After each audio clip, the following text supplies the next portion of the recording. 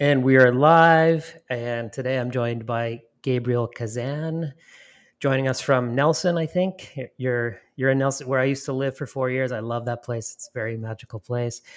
And so Gabriel is the author of Alive on Purpose. He's a therapeutic coach for men, as well as a men's life and marriage coach. And we were talking a little bit before I pressed the go live button. And Gabriel, you shared with me this phrase that you've been using lately. You you referred to yourself as a mythopoetic mentor, and I thought that was so evocative and interesting. So I thought, how about we start the conversation there? I'd love to ask you, what does mythopoetic mentor mean to you? What does that phrase mean to you? Um, well, I guess it just popped up a couple days ago, as I was writing something, because there's this whole work of mythopoetics, which is about myth and the relevancy of myth and the poetics of myth and how it intersects with the troubles of our lives, Mm-hmm. specifically as men. Um, Mm-hmm.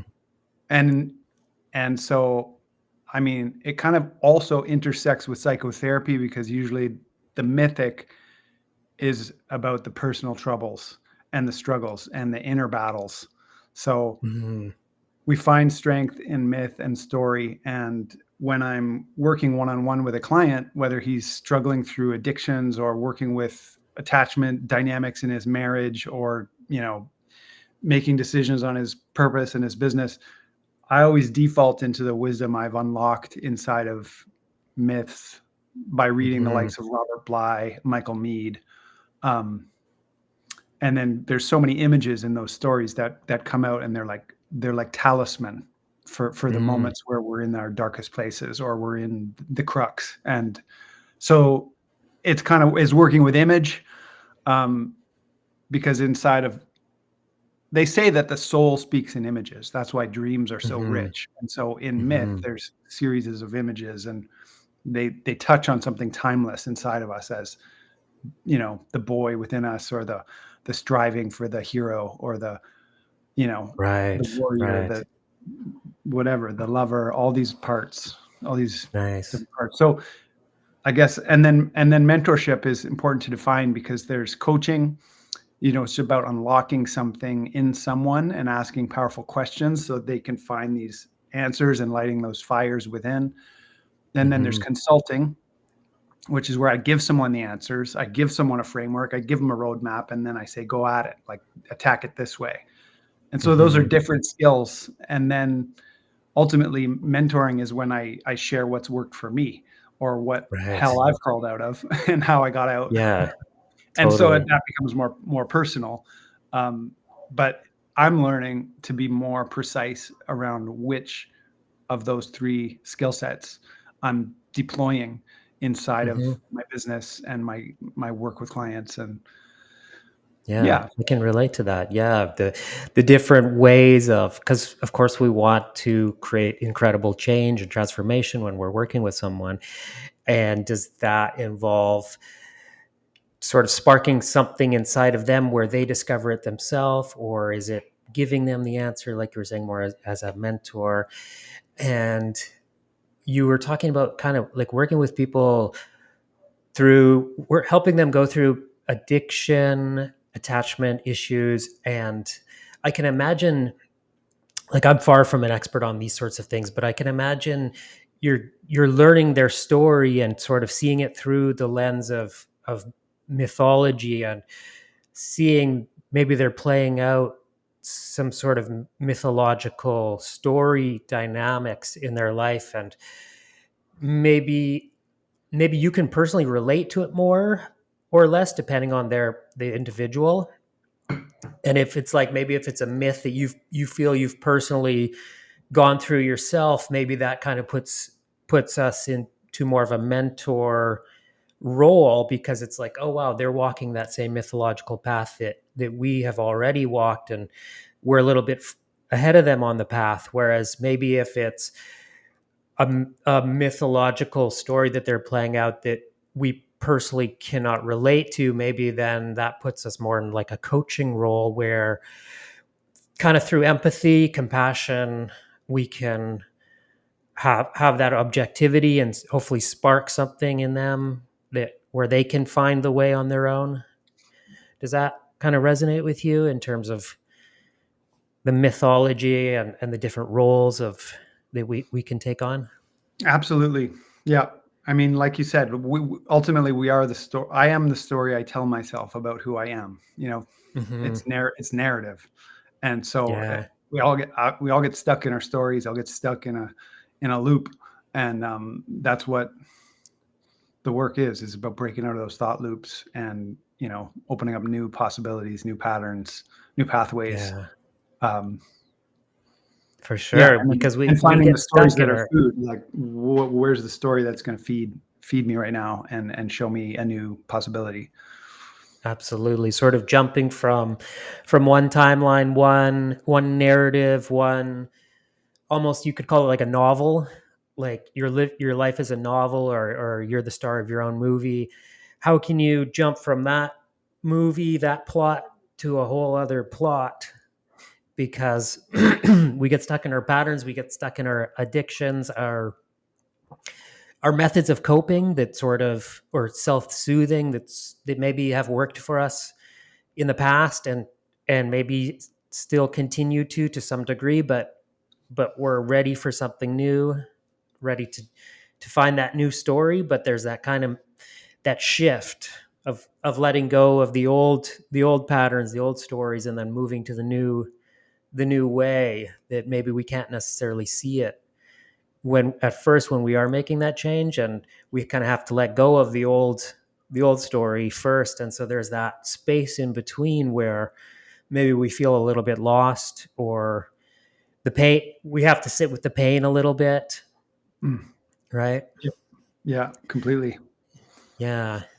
So when you call yourself a therapeutic coach for men, is that bringing in elements of therapy, a kind of psychology, counseling, stuff like that? Is that are you using that word in that sense?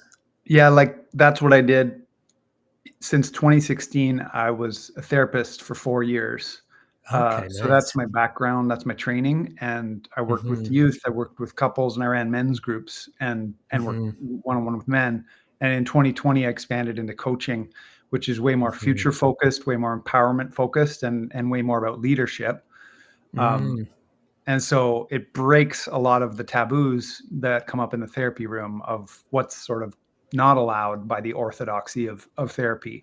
There's Okay. crazy wisdom that I use that doesn't really fit into that frame, but there's deep wisdom in it too. So Yeah. it's a synergy. And yeah, there's a lot of people who straddle that world between coaching and therapy, and they are trying to find the words to describe what it is, you know? Mhm. Yeah.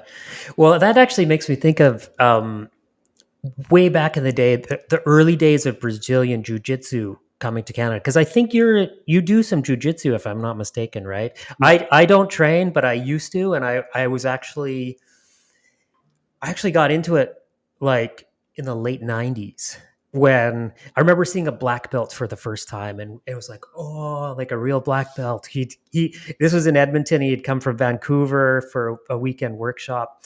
But anyway, I mentioned that because I did a tournament, a jujitsu tournament, and this judo guy ended up winning the whole thing, Hmm. just because the the practice of judo was so much more established in Canada than jujitsu. And so I don't really know much about therapy. I've seen a therapist like a handful of times here and there, tried it out, didn't really do it for me, just because the individual I ended up getting matched up with. But the way I see it is, I feel like therapy is a quite an established thing, and there's rigorous training to become a therapist, whereas coaching is kind of new in the wild west, and anybody can say they're a coach. So if someone says they're a coach, I don't really jump to any conclusion about who they are, what they're doing. But if someone says they're a therapist, I think, oh wow, they're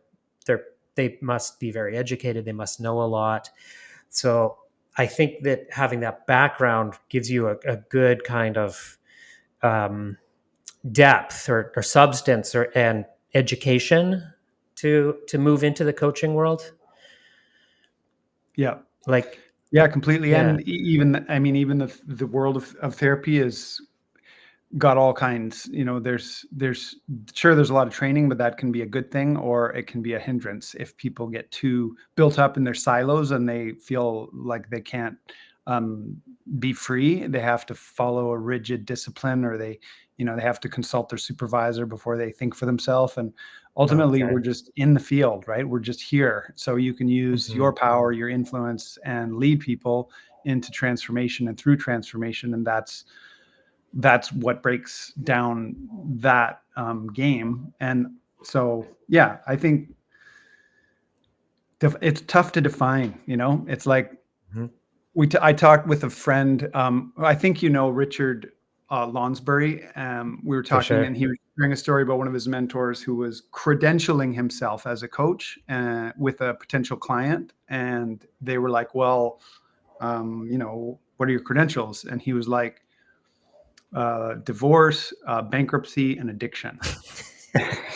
Nice. You know, The school I of mean, hard knocks. still standing and here and to serve. So it's like, Yeah, how can I help you? So if you can help someone, um, yeah, that's it what doesn't. matters, That's what right? matters. And so And yeah, sorry, I didn't mean to talk over you, but I think that that's going to give him so much more insights than someone who maybe they got a master's degree, but they've never really gone through those crazy experiences that he had. But I think it's probably rare for someone to have not like suffered and gone through big challenges. Like I don't really know because we only get to know very personally so many people in life, right? And we meet so many people that in passing that everything's peachy keen with them, and we just don't know. Maybe they were a drug addict, maybe they were homeless, whatever. Maybe they have some horrific background, but I think probably everybody's got their full plate of stuff that they've gone through. And then but there is a range, right? Like some people go through so much stuff and then other people less.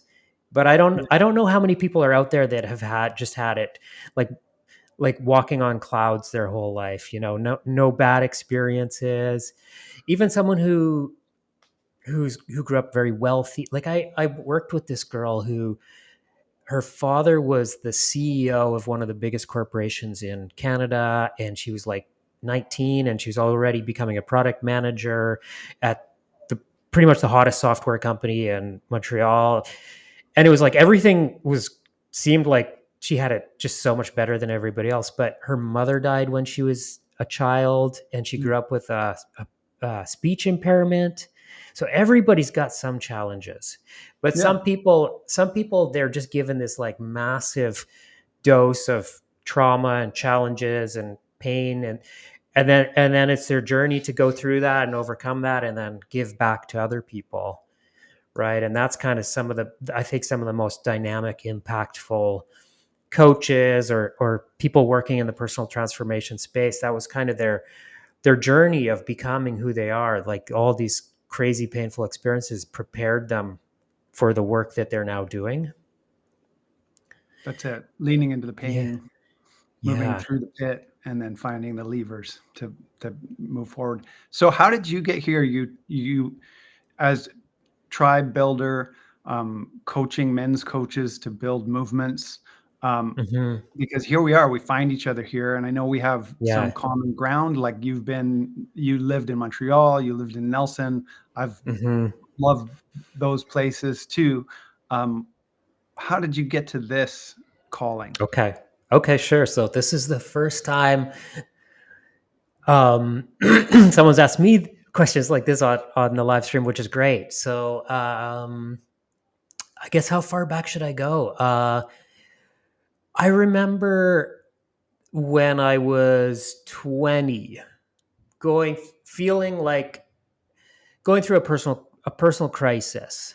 where my asthma was bad. There was some extreme anxiety stuff going on, and I felt this massive calling. And I think, like, one thing about me is I've always kind of trusted my instincts or my intuition and really followed that, even if it maybe didn't make sense.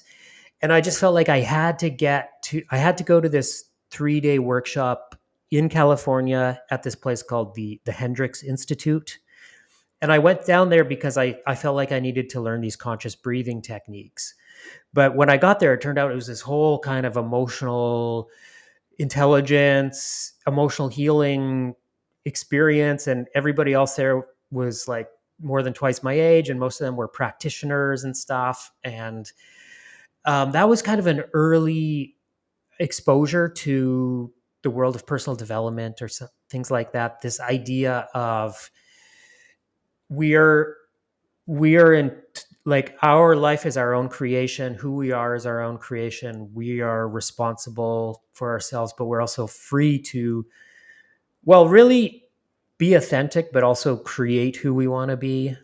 And um, it came from kind of the idea that not everything was okay, and that was the impetus to seek change.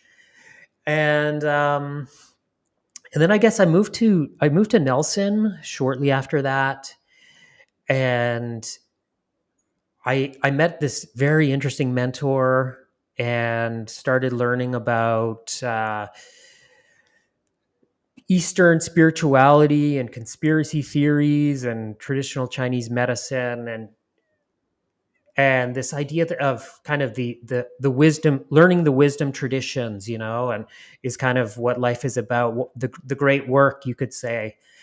And also around that time I started studying multimedia production and just kind of really doing artsy stuff in the beginning. But that eventually took me into a career in kind of web design, graphic design, and then I evolved into really like a director of marketing role in e-commerce. And then I started doing marketing for a dating coach, and this is someone that I'd reached out to for help because I was feeling a lack in my life. Like, if everything was okay, if I had the experiences in love, sex, and romance that I had wanted, I would have never sought out help. But I felt a lack, so I started working with someone, a mentor, to guide me in that stuff, and then that led me to actually working with them and doing their marketing, and that's when I really fell in love with marketing for personal development. I live in Latin America. My instinct is go salud, which is Salud. like, yeah. Um, and That's when I really fell in love with marketing specifically for like personal development, because I was doing marketing for like e-commerce. I'd been a web designer at Playboy for like 3 years. And so selling digital products, events, memberships, it's just so much fun for me. Mm. And then 'Cause ultimately, you're selling identities and emotional states, right? mhm, That's what people are mhm, gonna buy. They're like, there's a product or a brand, but ultimately they want that feeling and that mhm. who behind it. Identities and emotional states. That's cool. Yeah, totally. And then so I was thinking, okay, I'm going to really hone in on marketing in kind of the personal development space, or whatever words you want to use for it. But I was thinking, okay, I don't want to just be behind the scenes. I want to actually be a coach myself. I want to be a speaker. I want to create content. I want to kind of be a thought leader, be a little bit more high profile. What am I qualified to help other people with? And then I was like, okay, well, I've got my professional skill set. This is what I got a degree in. This is what I worked in the corporate world in for a long time. So how about I can, and also I was like learning a lot of like tactics and strategies for marketing in the personal development space, and realizing that the client I was working with kind of needed to be on board with this. Like, these were not things that I could just do for them. We needed to like collaborate. And Yeah. so then I was like, okay, I'm gonna start to take on more of a role of like educating my clients on tactics and strategies. And then that led to what I do now. And then I discovered that it's actually kind of a cliche. Coaches coaching coaches on getting coaching clients, and I was like, oh my god, I'm another one of these people. But I think something really clicked when I honed in on the men's transformation coaching space, and because I don't really coach any other business coaches.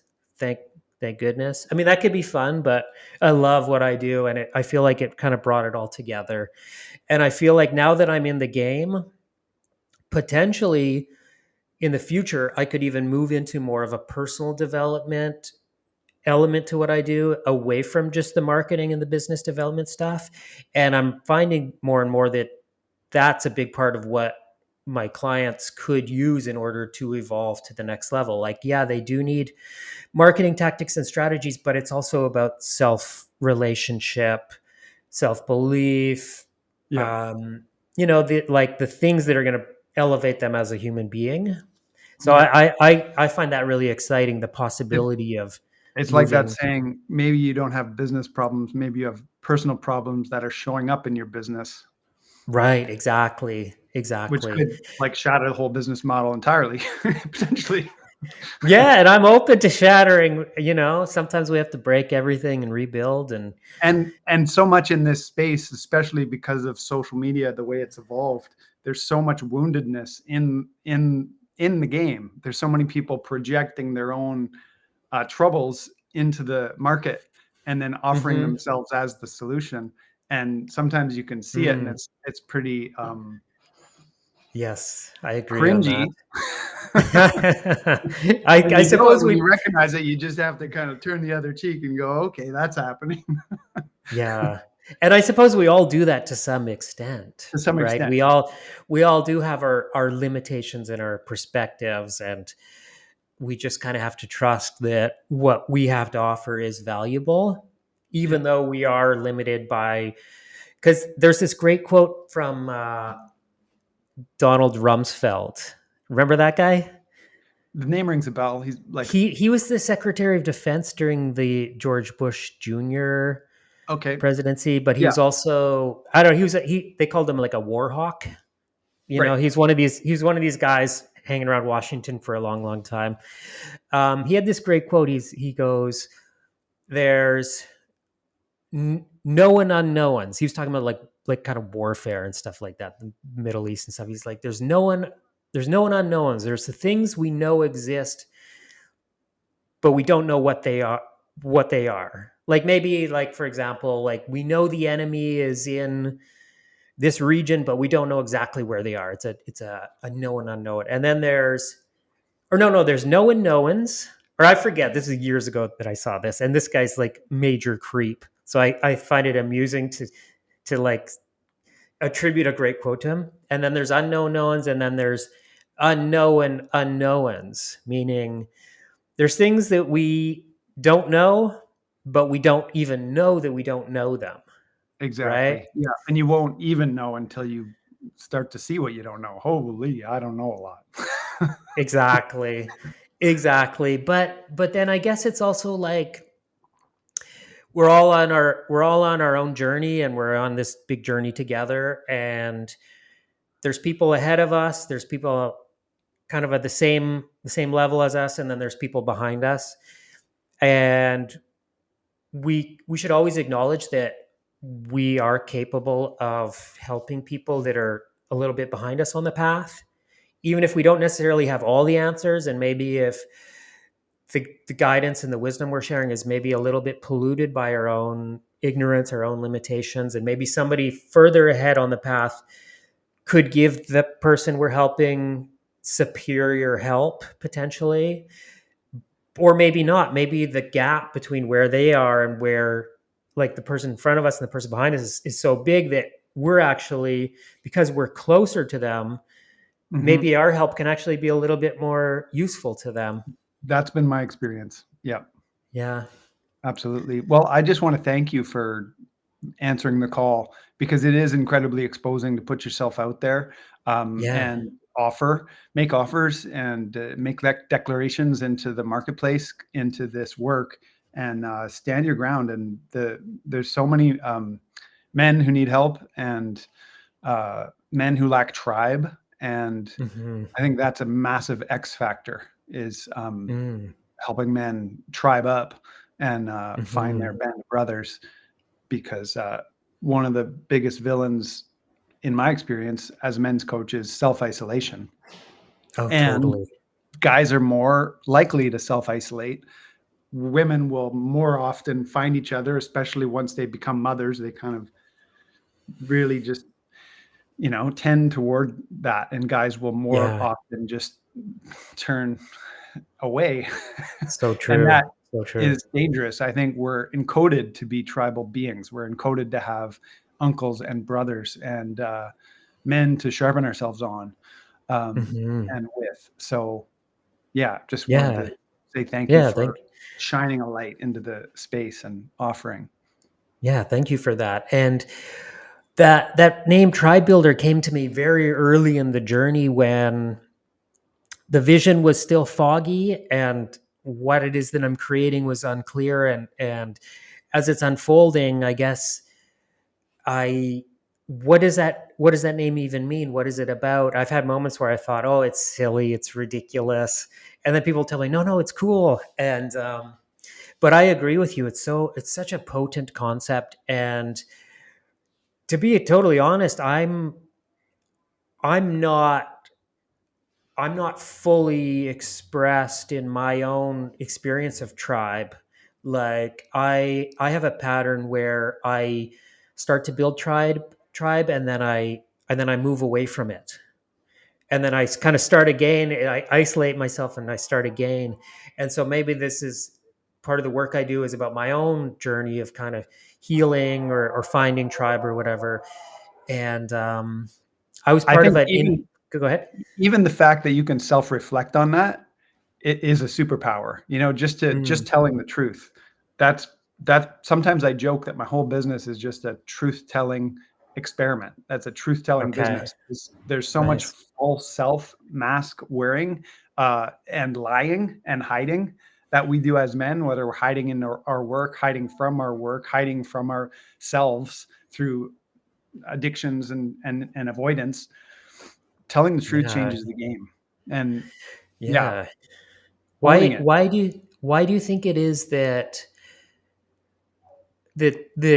so many men have that tendency to kind of put on a mask or lie to themselves or hide from, being honest about kind of where they're at with things? What comes to mind to me is maybe they don't truly respect themselves or something like that. But what's your perspective on that? What's going on with that? Well, I'll just default to answering for myself, and self-respect. Yes. I think self-trust is the other word I'd use. And we live in sort of a program that's been handed to us where we're um, taught to sort of show our best, right? We want to Yes. posture and position ourselves, but ultimately this work is exposing. It's incredibly vulnerable and incredibly exposing to lead with the Hmm. messiness of truth and show my scars and show, Hmm. how I'm a liar. That's sometimes how it works with my clients, and what I've learned from other mentors building movements in this space is starting with the agreement that I'm a liar and you're a liar and we're all liars. Hmm. And if we can start with that as a base note, we can start to make a different decision. We can crystallize and define our lies and what we're actually hiding from. Um, Hmm. and then once we see that, we can make a different decision and start to tell the truth. Uh, but you have to see it. You have to see the lie, and you have to own it, and you have to be in enough pain from it that it's time to take action and stop Yeah. and start leading, Yeah. even through the mess and the pain and the hurt. Start leading anyway, and so I think there's obviously shame. The way men are shamed is very different than how women are shamed. And as men, most of the time we get shamed for being weak. That's Mhm. That's kind of go-to construction. Mhm. So telling the truth is vulnerable and exposes me, and it's terrifying. Uh, Mhm. so yeah, I think that's part of the whole lie thing, but it also is a great way to move and bring tribe together around telling the truth, owning the truth, even if it um, exposes me, because I'm willing to then take action to transform. Uh, Mhm. yeah, and I mean, I'm this deep into the game, and I'm still aware of the lies and hiding that I do and my patterns. Um, and because I'm okay enough with that, and I can also share that with others and poke the bear and invite guys into deeper, more courageous action around just telling the truth, leading, communicating what's happening, and finding their way. Um, Mhm. Yeah. So I've personally been going through this process lately where I felt like I really quite knew myself quite well, quite self-aware, and after a long time of self-reflection, I didn't think there was a lot of surprises to be found within myself, and lately I've been kind of getting a lot of whole new perspectives on me because I think I'm moving into a whole new chapter of life, and this whole other layer of my patterns, my identity is kind of becoming unlocked or getting shaken up or something, and it's crazy. It's like a really a never-ending process. You know what I mean? And it's kind of a challenging process I've been going through lately, like big shifts, and with you were saying like acknowledging that we're all a liar and sharing our kind of flaws and stuff like that. I think that if we truly if we truly love ourselves and respect ourselves, that enables us to look at our flaws or things that we could change. But if a man is really in shame, they don't want to look at, because like they don't want to look at where they could be doing better. But if someone's like, oh, I'm awesome, I love myself, but there's these little things that I'm working through that I'm gonna make adjustments, it becomes a very different thing. But having that foundation of like self-love, I think, is so essential, because yeah, then you don't I think part of the lying is because we don't want to acknowledge our shortcomings or who we really are. We want to maintain the belief of who we would like to think we are. Some people, but some men are truly happy with who they are, and then it becomes a very different perspective on themselves. yeah. It reminds me of that meme is of like, I don't know whether I should be like proud of where I am or whether I should be like, working harder. Yeah, It's a fine balance. But yeah, yeah, an yeah. image comes to mind when you were speaking, and this is where the myth of poetics comes in. In the Iron John story, I don't know if you've ever read it, but there's Well, a I listened to the audiobook, but audiobooks go in through one ear and out the right. other. So But there's a yeah. central image of the boy following this wild hairy man, and who's the Iron John character. And in order to find him, the king had to bucket out this lake in the middle of the forest, and the king's men find at the bottom of this lake this wild hairy man who they Mhm. fear is responsible for all these missing people. So they shackle him and bring him into a cage in the middle of the courtyard. So that hairy wild man at the bottom of the modern man is the thing with that Bly points to, that we're grappling with this darkness Mhm. and aspects of ourselves that have been shoved down, whether it's the aggression or the ambition or whatever facet of truth has been pushed down. Uh, eventually, you know it'll come out. It'll come up. Hmm. And so I think that's the great work, is excavating and bucketing out that water and finding out what's in it. Um, Totally. that's the I alchemy of agree. the work, is to get in, shine a light into the truth and say, well, what's in there for me? And it might be different than what's in there for you. But when we create those spaces as men together, immediately shame disappears, because we're not posturing to uh, show ourselves to the women in our lives, and the shame edge between men and women is so different. Guys need a crucible, guys need a brotherhood, so we can get raw and real together and stay relevant Hmm. in a way that'll get results. uh, Hmm. and that's, I think that's the core um, code that building a tribe and being part of a Yeah. tribe kind of remedies.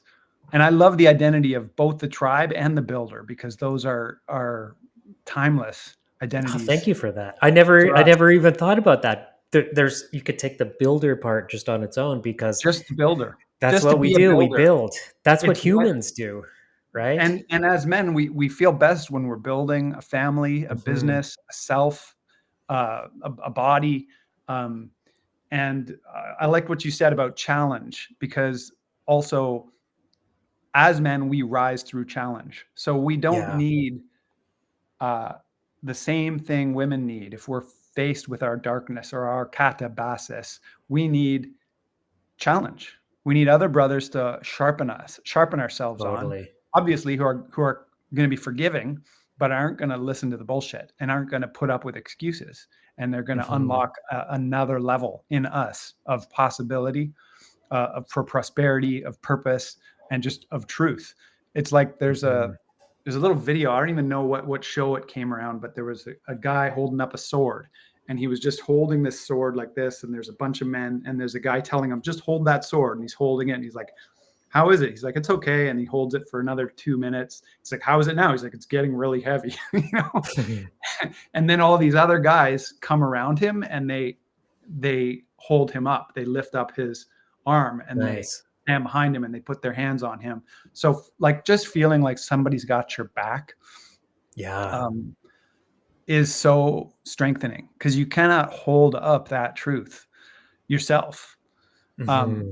for very long or very well, uh, and unless you've got that band of brothers who can uphold that. I think it's Eli Marcus who has this saying that stuck with me. He said, "Men are the kingdom, and women are the weather." Okay.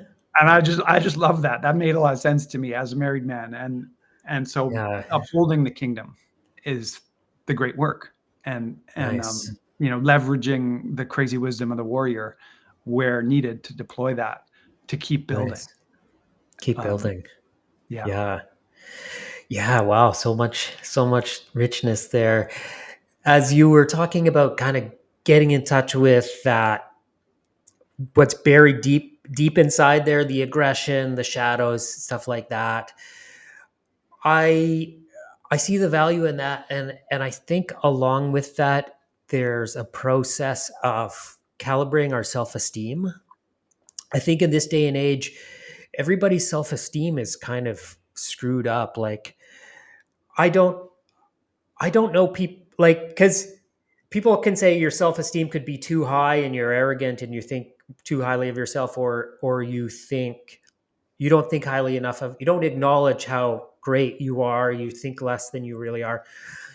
I don't really know anybody that's their self-esteem is higher than it should be. Like maybe these people exist, but like maybe because there's arrogant people out there, but I think those people are masking shame. I would say that really what I personally am observing is that everybody has been kind of beaten down and is not acknowledging how incredible they really are. Everybody's so much more capable, so much more incredible, so much more potentially like it's within them to unlock more charismatic. They can do, they're capable than they think they are.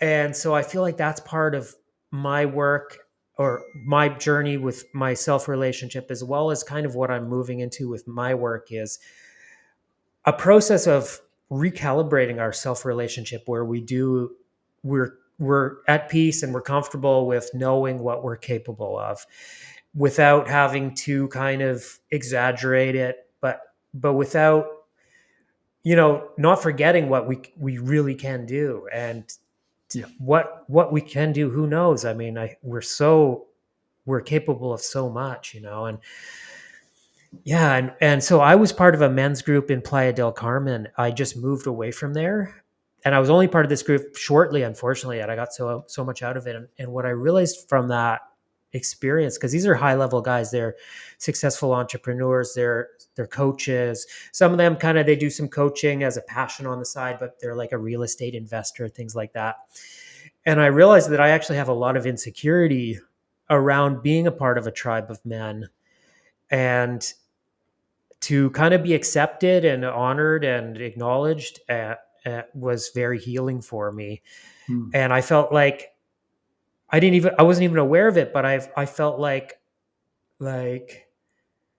kind of not worthy, or you know what I mean? Like, and I was Well, like, we oh compare wow, ourselves, right? It's yeah, natural, and it's the death of joy. So it's a double-edged sword. It's when I bump into someone, finding that humility. I had a mentor who one of the first coaches I hired was a money coach, and he was also an nice, ecstatic dance facilitator. He did this five rhythm nice, stuff, and he talked about humbleness as actually a form of arrogance. And he said that that was actually a Dalai Lama quote. I was like, okay, let's try that. And we talked about humility being like when you're on the dance floor, we're all just, dancing. We're all just energy moving. And then when we collide with someone else on the dance floor, if you make a connection, you both leave a little transformed, right? yeah, Um, so yeah, naturally there's a comparison, but there's an exchange. And what's that saying? If two men meet and one has experience and the other has money, uh, the one who had experience leaves with money, and the one who had money leaves with some experience. Oh, I've never heard that, but that's I cool. Yeah, I don't know mean, where it's that came it's from, it's worth it. It's worth it, and right? yeah, but yeah, that exposure and challenge of, and I've been in rooms too. I've put myself in rooms that are like that. Like, man, these guys are doing way better than me. But the truth is, just getting in that room is the smartest thing to do, because if you're the smartest guy in the room, you're probably in the wrong room. Yeah, yeah, and well, the thing was, I felt on their level, but the the the experience of being with them made me realize that I had been spending time with people that were, um, I mean, this sounds bad, but like just at a like in some ways in terms of personal development, professional success, like not at my level yet. I was spending a lot of time with people that were, behind me on the path, which is okay. Like there's a quote I remember hearing this years ago, that you should be spending some of your time with people ahead of you, some of your time with people on the same level, and some of the time you're with people behind you. And I was spending too much time with people behind me because I felt unworthy. And so when I was Mm. around people on the same level as me, I was like, oh wait, I am, this is who I am. This is where I belong. And so that was really, really good for me. And you mentioned, humility is arrogance, Oh no, humbleness or humbleness is arrogance. as a What form does of that arrogance. I like humbleness is that. it? Yeah. Yeah. It's interesting. What does that mean to you? Well, I think it goes well with hiding. Like it's easy to say, "Oh, I'd rather be humble and keep hiding," but Yeah. stand your ground and tell the truth is exposing, and it takes a level of humility to just be seen, and Yeah. Yeah, that's what it means to me. And then to lead with a message and lead as a lighthouse, not a rescuer, right? mm, interesting. That kind of reminds me of this idea that, so you and I, we're content creators on social media, right? And then some people might judge that and think, oh, who do they think they are posting on social media. They think they're so important. And this is not my own idea. I heard this once. Somebody says it's actually the people that never posted. Those are the, what's the word? Like those are the arrogant ones, or those are the overly self-involved ones, because the people that are posting, we're just getting our message out. Whereas the people that are too focused on how they look on camera or how they sound to never post, those are the ones that are obsessed with that, like how they look, how they sound. Yeah. And so it's actually the Well, opposite, right? yeah, and it reminds me of the idea that consciousness and self-consciousness are not the same thing. In fact, they're almost like opposites. It's when I'm self-conscious that I'm anxious and I'm blocking the flow of consciousness. Nice. Yeah. But if I'm in touch with what's flowing through me right now, what's channeling through me, that electric current, then I can be broadcasting that. And that's, I think a lot of we talked about, men and shame. A lot of it is like self-expression, and Totally. just speaking and communicating, um, and using voice, because ultimately the word is how we shape the world, and words are Hmm. so powerful. And voice, to have a voice is to have a sword, and you can Yeah. hurt someone or you can build with it. And I'm still unlocking that. And the people who I Yeah. follow right now are people who are speakers. That's the next level for me, is getting on stages and Hmm. um, booking uh, speaking engagements, because I Hmm. wrote a book and I have a lot to say, and I want to unpack it and bring it out of my consulting room and bring it so it can touch one to many rather than just one to ones. That's And I've awesome. been following this woman, speaker coach, and very, very biblical um, orientation, very scriptural, and very much following the word in part of her teaching. And she said something that stuck. She said, some people are assigned to your voice, people are assigned.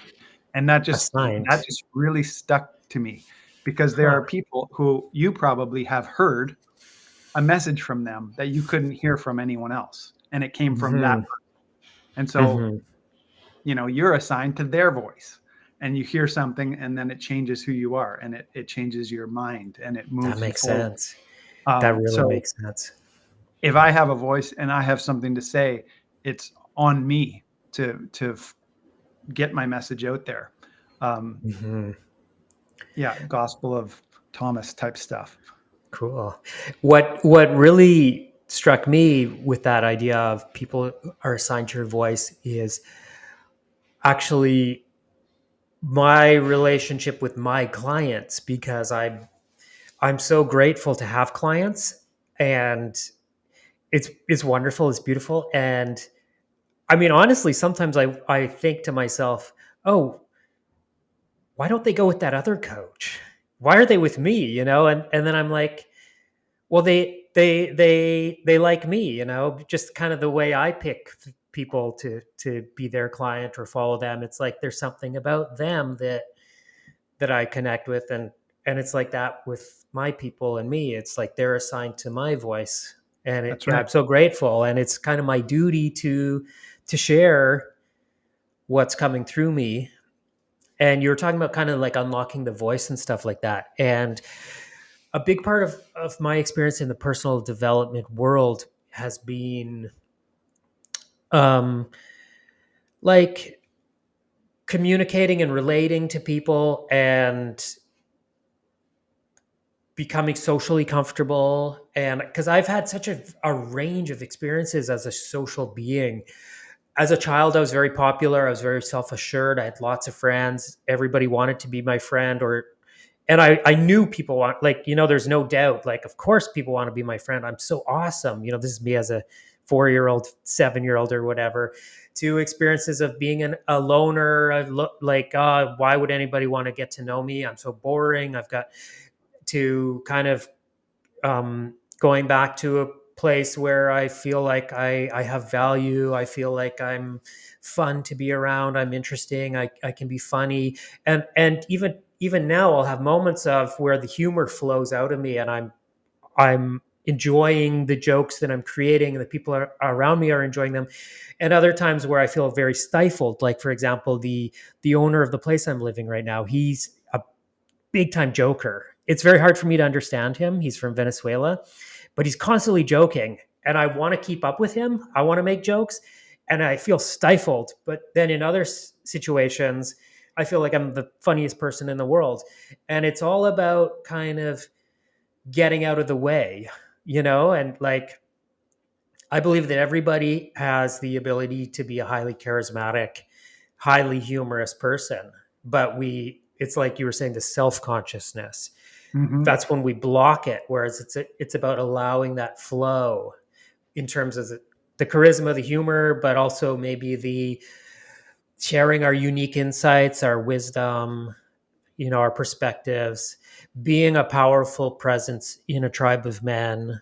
Mm. A lot of men have a lot to offer with that, but they're self-conscious and they're getting in the way because they've had so many experiences in their life that made them doubt themselves. Maybe people told them they're not good enough. People projected things onto them about their own insecurities.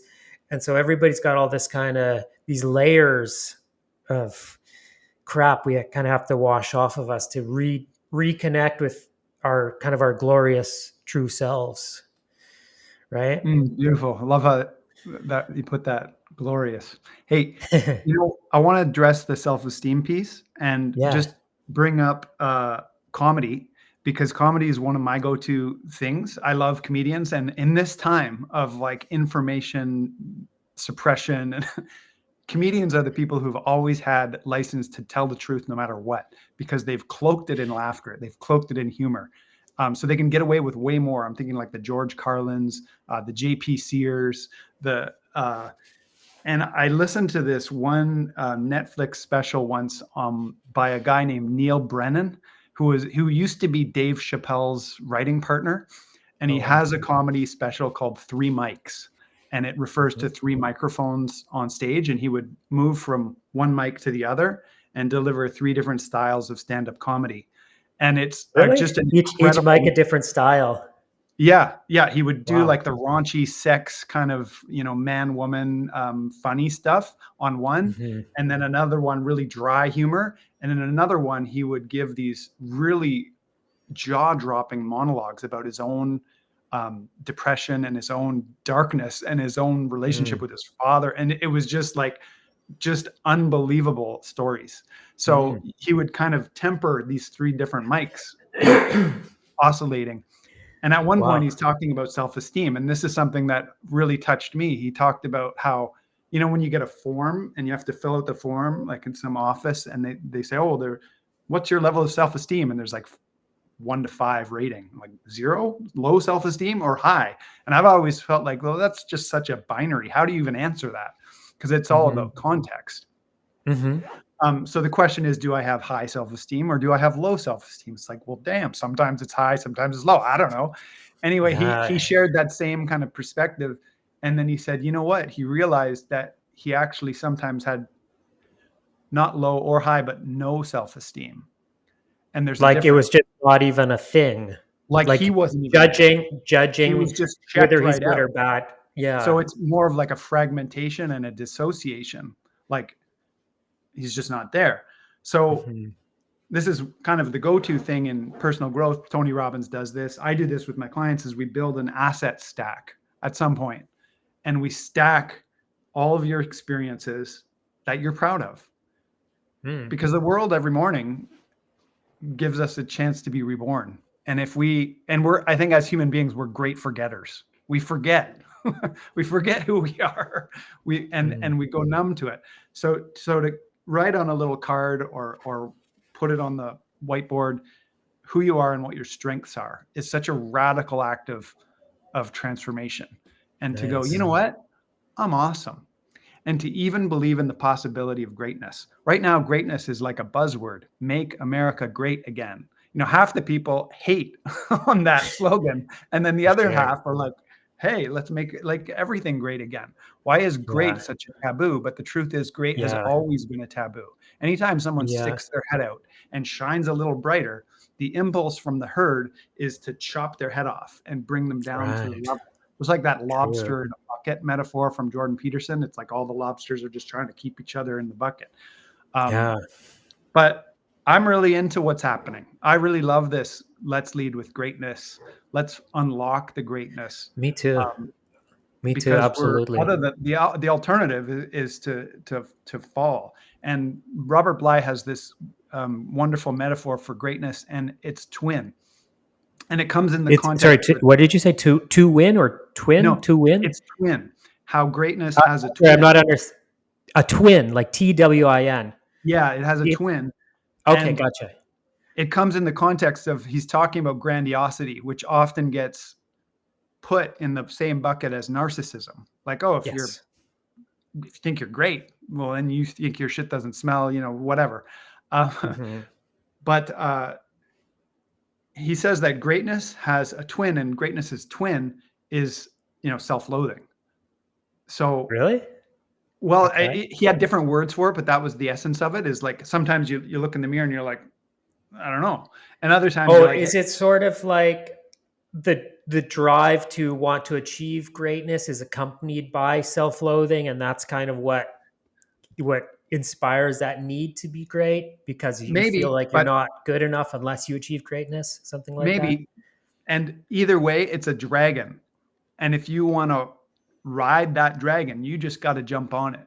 You just got to get on that dragon and ride and Hmm. trust it. Hmm. And that's how you go. You just fuck around and find out. Where's this dragon going to go? What would happen if I showed Absolutely. up confidently? What would happen if I just believed in myself? There's really only two ways to create, either at effect or at cause. Am I at cause? Am I causing this? Am I lighting this fire? Or am I responding to the world like a victim? So it's Hmm. creator or victim. At Hmm. any moment, we're given these options, and we can let go of those shackles and those prisons anytime we want if we just make that decision. And what I love about the concept of tribe is there's this old idea, you're the average of the five people that you spend the most Oh, time with. yes. And there's so Yes. much to that. But as So men, much I to that. think we have to be careful not to see our wives or girlfriends as one of those five people. As men, we need brothers to sharpen ourselves on in terms of mentors in business and fitness, in friendship. Um, yeah, in order to just keep raising the standard and keep Yeah. um, building the kingdom, keep creating Wow. more value, because we're here to create. That's what we're designed to do. We're created in the creator's image to create. To build. um, there's my sermon for the I morning. like it. I'm feeling it. I'm feeling fired up. Thank you for that. And with this concept of greatness and it being sort of controversial, I think that maybe some people hear the word great and they take it to be superior in comparison to others. Is kind of how they assume it to. They assume it has that meaning. Like I'm great because I'm better than other people, but I don't see it like that at all. I see it as maybe like an artist, like let's say a band. They can create a great album of music where they work as hard as they possibly can on it, and it turns out great. And it doesn't mean that they're looking down on another piece of work by another artist. It just means that they did the very, very best they could possibly do. And they put their heart and soul into it, and they're talented, and they create something great.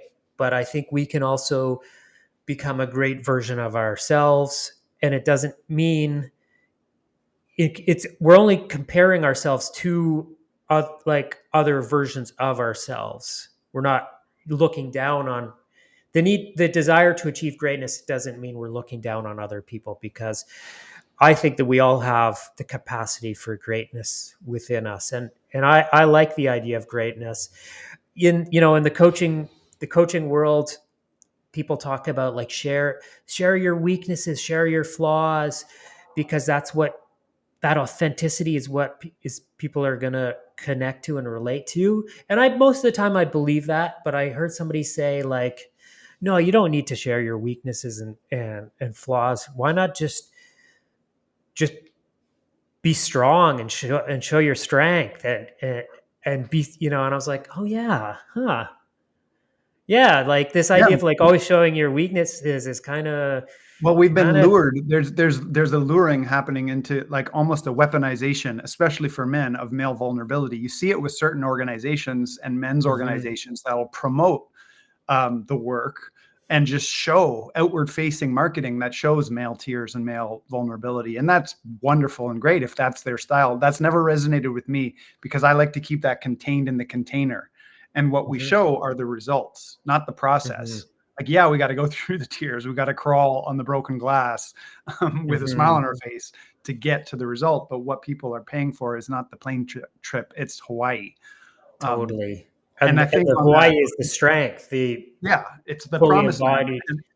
And on the question of like what other people think, I think that the razor's edge is to walk that line of not giving a fuck what others think, but also caring deeply about those same people. Mhm. You know, there's an alchemy there, Yeah, just to ride that really. and to really just get on that dragon. There's some real nuances with that because to sort of completely disregard people's perspectives on us is sort of not not the why not the path of wisdom, I would say, but also to recognize that they're viewing us through their lens, and if they're judging us, that's kind of their thing. And Yeah, it's they're gonna get triggered. I had a guy comment on a post I made about woke marriage counseling, mhm, destroying marriages, and mhm. he got so triggered by my thing. He's followed a lot of my posts. I think he actually unfollowed me after that.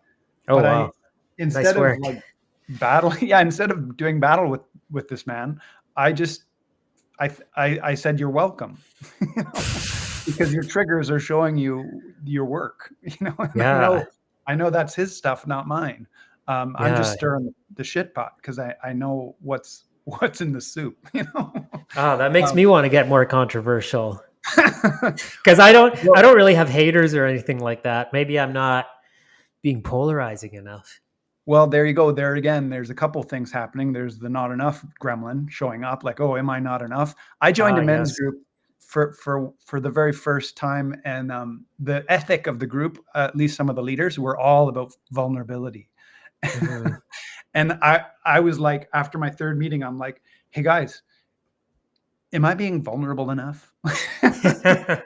Like, Yeah, and I did it like half tongue in cheek because I was like, this is the new macho. Vulnerability's become the new macho, and what a weird yeah, inversion. But either way, yeah. there's never ever present in us as men this ever present question of am I enough? And I think the task of leadership is about no matter what being polarizing because half the people are going to be upset and triggered, and then the other half are going to say, "Hey, can you help me?" Yeah. Um, Totally. but trust the message that's coming through you because there is probably an edge where you're self-censoring and editing yourself. And when you get deeper into the courage of just saying what you got to say, telling that truth, it'll just attract even more people to you who are like, thank you for saying that. Mhm. I needed to hear Mhm. that because I couldn't articulate that either. Yeah, And very then, much yeah, so. that's who I go to. I go to the people who are 2 steps ahead, not 10 steps ahead, but 2 steps ahead, Right. and going, "Hey, man, how can you help me get over that hump?" Right, right. Okay, so yeah, let's kind of move to the home stretch here. I'd love to hear a little bit more about. You mentioned that you're planning on doing more speaking in the near future. I'd love to hear a little bit more about that. And then also, I know you've got an event coming up or I'm not sure if you use the word event, but you've got some stuff happening in January. So, yeah, I'd love to hear about that as well. Well, so my website's under construction, but I will have a speaker business in 2025. That's part of what I'm Cool. building. And I have some speeches, some talks on leadership and men and mental health, if you want to call it that. And really just this work arising from my book, Alive on Purpose, uh, So that's exciting. I'm excited about that, to just turn Yeah. over a whole new facet of this work. That'll really complement everything else I've done. And I knew that I wrote a book because I wanted to prove to myself that I had something to say. And ultimately, writing the book was to prove to myself that I had a voice and something to say. So now it's time to Mhm. get out of hiding behind the text and get in front of Mhm. people and speak. And So speak. Cool. excited to do that in the year to come. And in January, starting on January 8th, I have a 12-week men's group, virtual group called Leverage, Leverage. all on the theme of leverage for men, typically married men or family men with businesses who want to Mhm. do this great work of personal and professional growth and really just deep dive with a band of brothers and get challenged to rise with leverage, and workshopping some of the principles that create that and make that possible. So I'm thrilled because it's been a couple of years, especially because of all the lockdowns since I ran men's groups, and Okay. I'm looking forward to getting back into it and seeing who shows up and going deep. Yeah, sounds awesome. For those who would like to get in touch with you and learn more, what's the best way for them to reach out to you? At present, just a Facebook message or LinkedIn. Yeah. Yeah, and I have Okay. a group on Facebook called the Alive on Purpose Brotherhood, and I drop lots there. But yeah, my Facebook profile is probably easiest Yeah. place Well, for them. I'll definitely tag you in the recording of this, so it'll be easy for them to click through and they can message you. And yeah, well, it's been a great conversation. I really appreciate you, and I Likewise. love following you on social media. I get a lot out of your content, so it's been great to have a conversation with you. So thank you very much. Thanks, Justin. Likewise. Yeah. All right. So I'm gonna end the stream now. I We can stay on here though.